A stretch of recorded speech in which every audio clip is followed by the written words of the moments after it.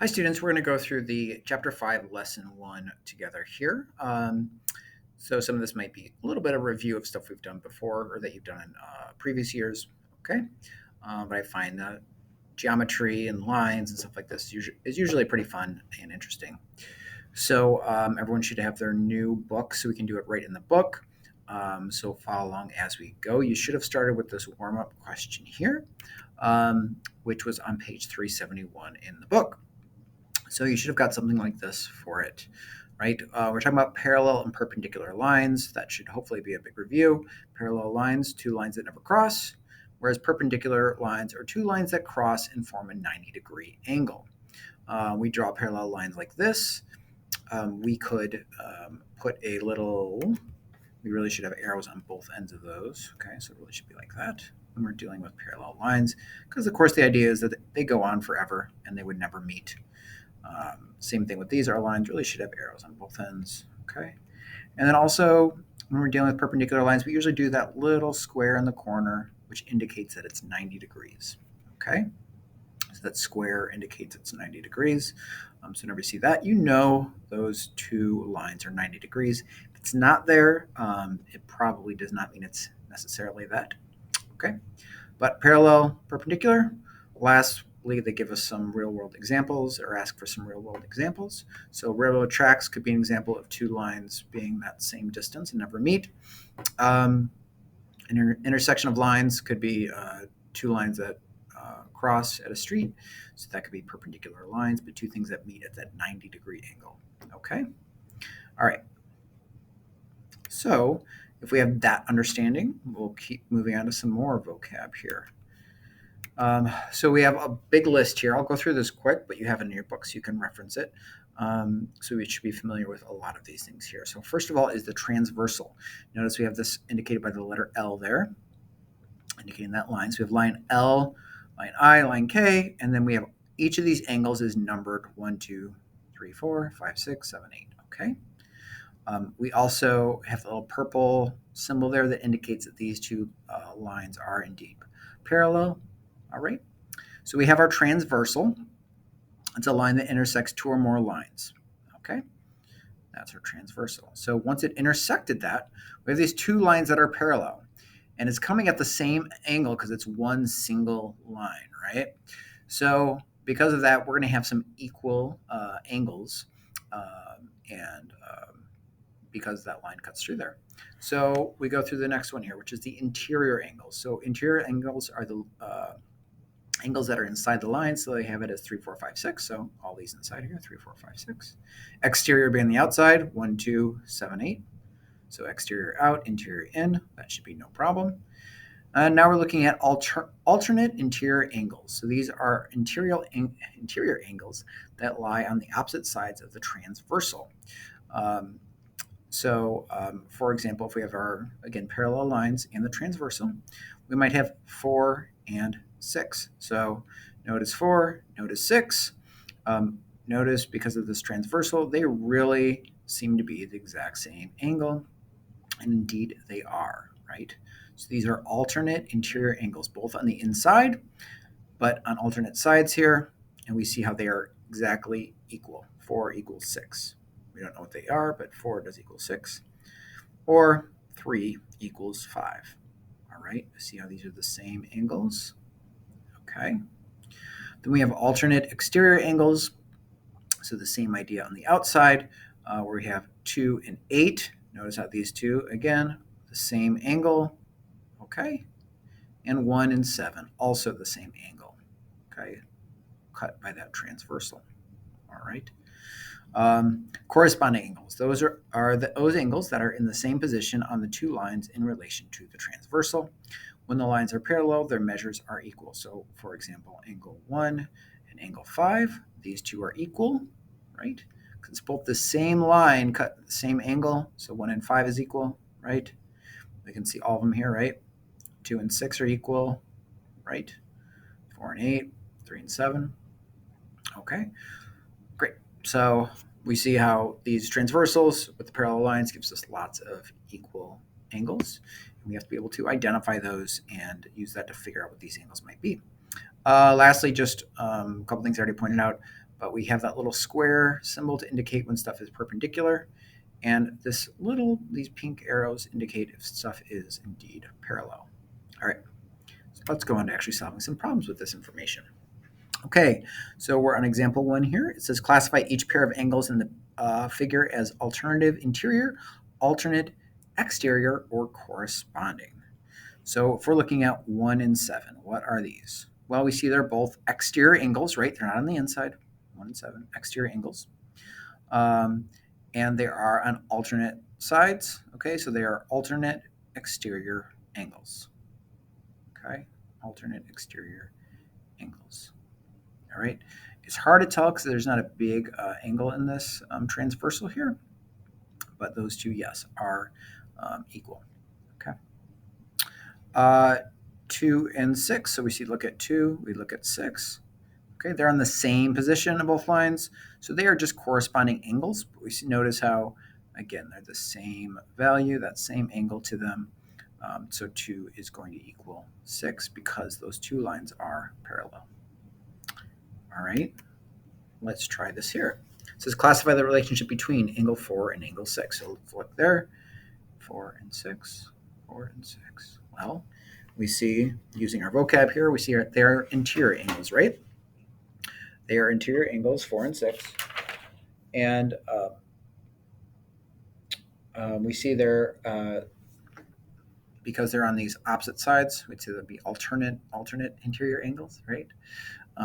Again, there's not much slant here in this, but we notice that that they're going to be the same value, right? 4 is going to equal 6. So that's the relationship. Those two are equal. All right.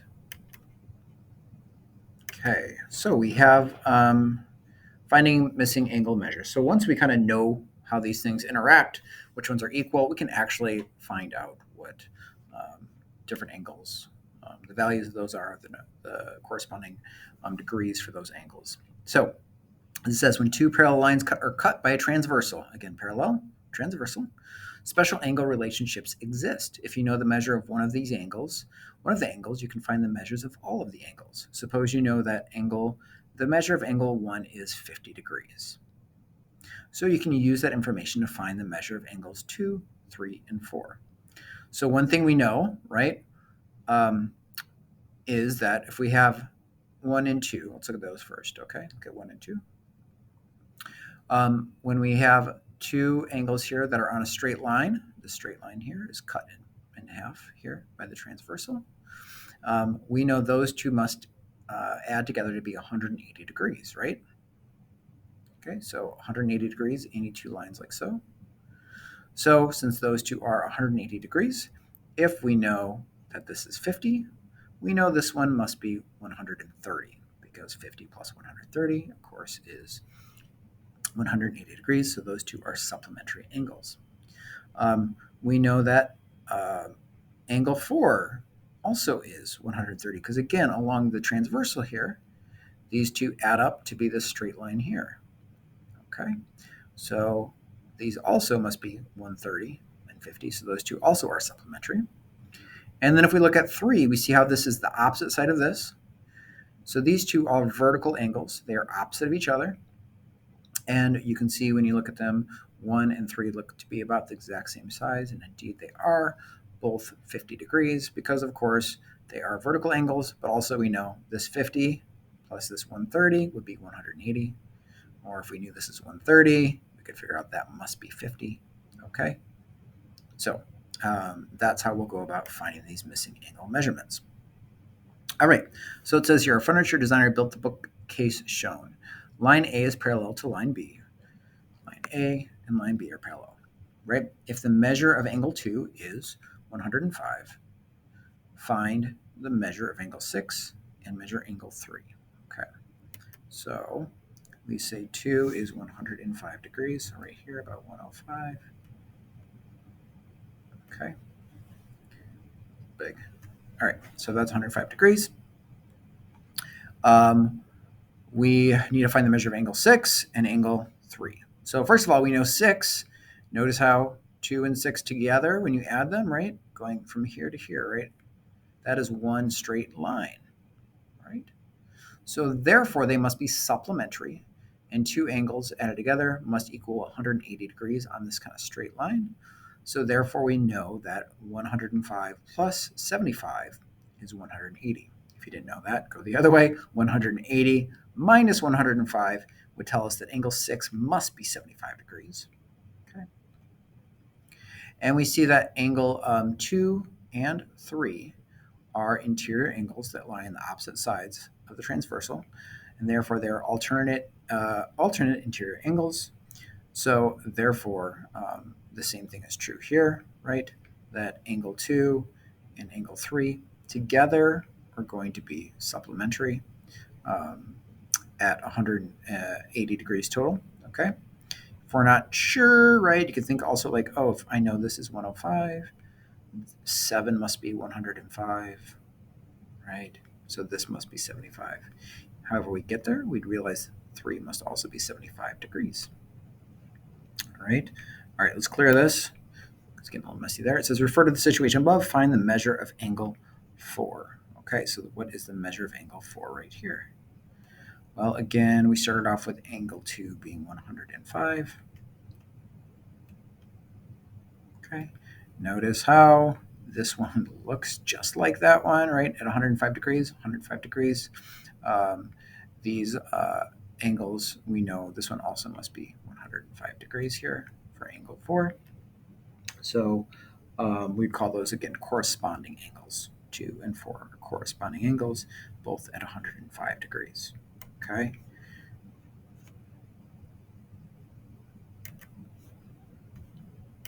Okay, look at another example here. It says in the figure, line M is parallel to line N, and line Q is the perpendicular to line P. Okay, so notice we have the little perpendicular symbol there. So lots of measurements. The measure of angle 1 is 40 degrees. All right, so they tell us this. The measure of angle 1 is 40 degrees. What else do we know here? Well, they said the measure that these ones are perpendicular, right? So when we know whenever two lines are perpendicular, that means they are 90 degrees, right? Perpendicular means 90 degrees.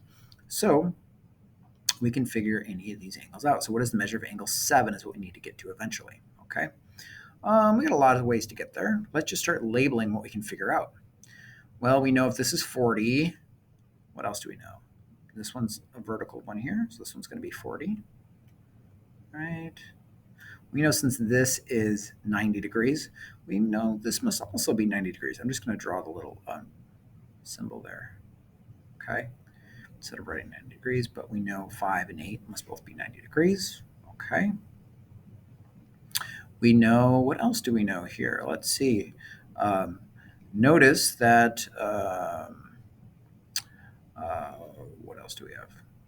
1 and 6 are it says 1 and 6 are alternate exterior angles. So if we're looking at 1 and 6, notice how these two are cut by this transversal, right? So we know this is also 40 degrees here. Okay. All right. We know since that is that way, we also know this one's like 40 degrees. They've been all labeling all of our 40 degrees. So we could see, another thing we could see here, since this is 90 degrees, this one is 40 degrees. We know 3, 8, and 7 are all going to total 180 degrees here, okay? Because they're all in a straight line together. So if we know this is 90,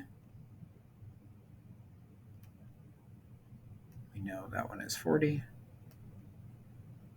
Those add up to be 130. And if 3, 8, and 7 added together should be 180, we know we're really just saying 180 minus 130, and we'd end up at 50 degrees. Okay, so this one must be 50 degrees. We've come to it. Okay, there's more than one way to get there, but that is one possible way to get there. Okay, maybe the quickest way. Okay, we'd also see, right, this would be 50 degrees. We could have figured it out that way. Okay, and these two are vertical angles of each other. Okay, see what else we have here. All right, I think that's it for the lesson there. If you feel like you're getting it, again, you can just go ahead and stop the video and start the guided practice here on your own, or pause it if you like. If you want a little more practice, we'll do a couple more here. Okay. So it says refer to the porch stairs shown. Line M is parallel to line N. Okay. And the angle measure, again, that M means measure. The measure of angle 7 is 35 degrees. So we have one thing here, which is 35 degrees. Okay. Find the measure of angle 1. We got to get over there eventually. All right. How do we get there? Well, I see these two are vertical ones, so 6 and 7 are going to be the same amount, right? We also know that 5 and 7 are supplementary angles, right? Because together they're going to form this kind of straight line from here all the way to there, right? So if we know, again, that this is 35, we know that angle 7 plus angle 5 is going to give us 180 degrees, right? So the measure of angle 7 plus the measure of angle 5 is 180 degrees. So therefore, let's find out what angle 5 is. 180 minus 35 tells us that angle 5 is 145 degrees. Okay, so if this is 145 degrees, okay, we know, notice how these two are, they both are cut by the same transversal here. So these are corresponding angles, angle 5 and angle 1. Both must be 145 degrees. Therefore, angle 1 must also be 145 degrees. Okay. So in here, you do this math. We would show how, of course, that 35 and 145 together equal 180. And you could say, since angle 5 and angle 1 are corresponding angles, angle 1 equals 145 degrees. That's what you should write. Okay? All right. Let's see if we can find the rest of this one here. Okay. Let's look at this one, last one here. All right. So refer to the figure at the right. Line A is parallel to line B. And the measure of angle 2 is 135 degrees. Find each given angle measure and justify your answer. Okay. Cool. As you're approaching these, the reason I love these is because they're just puzzles. That's all they are. Think of most of math as just a puzzle you have to solve. So let's solve this puzzle here. It says the measure of angle 2 is 135 degrees. Line A is parallel to B. Find each given angle measure. Okay, so we're finding angle measure of 9 and 7. Got it. So 9 and 7. So if we look here, we should see that 2 and 7 are alternate interior angles, right? Both on the inside, both alternate since these are parallel, right? That means this must be 135 here as well. So angle 7 we should see right away, 135 degrees. Great. We see that. Okay. Then measure of angle 9. This one might be a little bit more tricky, but I think we will get there. Since we know this is 135 degrees, we know angle 8 must be 135 plus what is 180 degrees. So again, you can subtract 180 minus 135, and you'd end up with 45 degrees. Okay. If this is 45, notice 8 and 1 are vertical angles. So angle 1 must be 45 degrees. Lastly, we know this is 90 degrees. So if we have 90 here and 45 here, 90 plus 45 is 135. Therefore, angle 9 must be 45 degrees as well. Okay. So we know that angle 9 is indeed 45 degrees, since angle 1 plus angle 10 plus angle 9 would be 180 degrees. Okay, so again, just like puzzles, figuring this stuff out, usually you can often tell if it's like a broad angle, you can often tell which angles equal each other. Just kind of use those rules to figure it all out. Okay, so good luck. Let me know if you have questions. You can always email me if I'm not around. All right, thank you. Have a good day.